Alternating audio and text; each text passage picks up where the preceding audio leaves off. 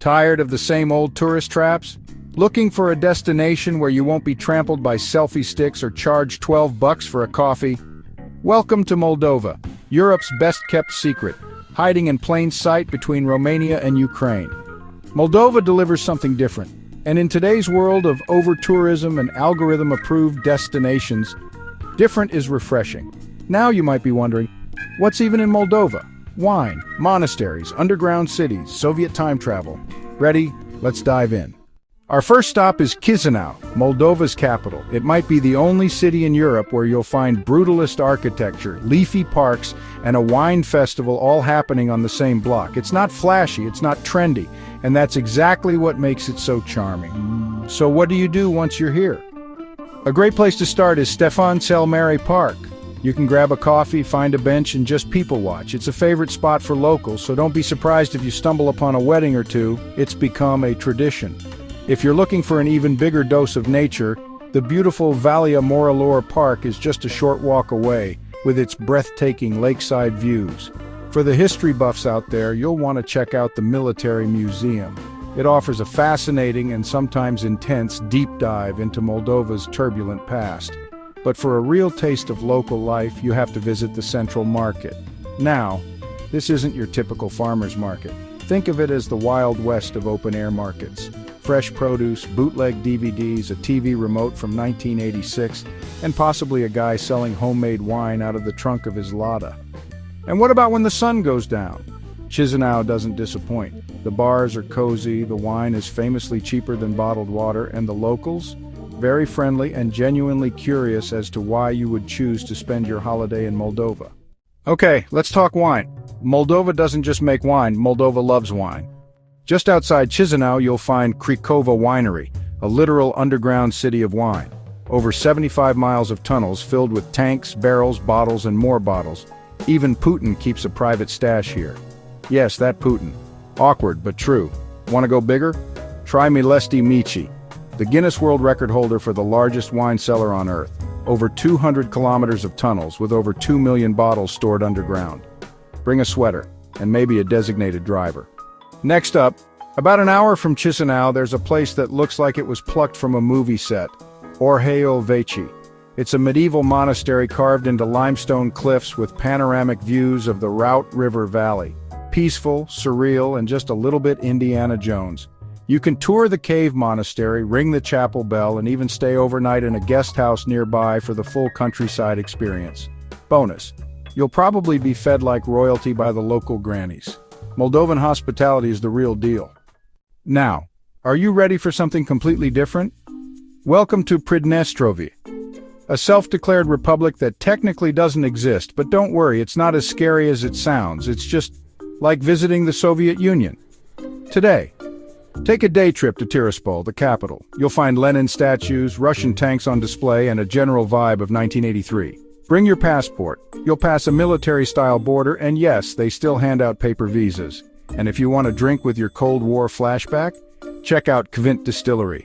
They've been making brandy here since the 1800s, and it's top of the line. Moving on.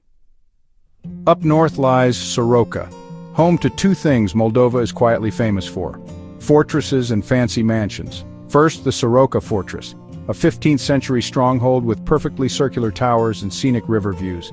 It's dramatic, it's historic, and it's very Instagrammable, if that's still a thing.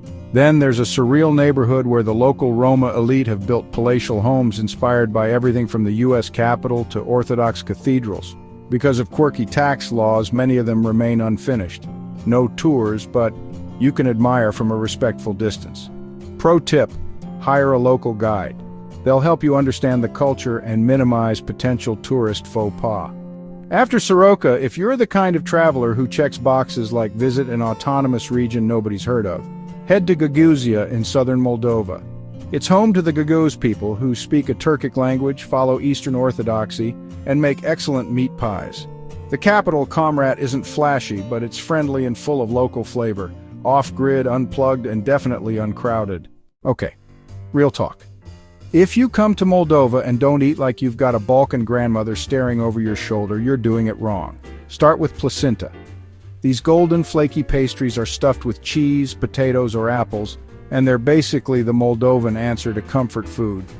Then there's mamaliga, which is kind of like polenta, served with meat or fish.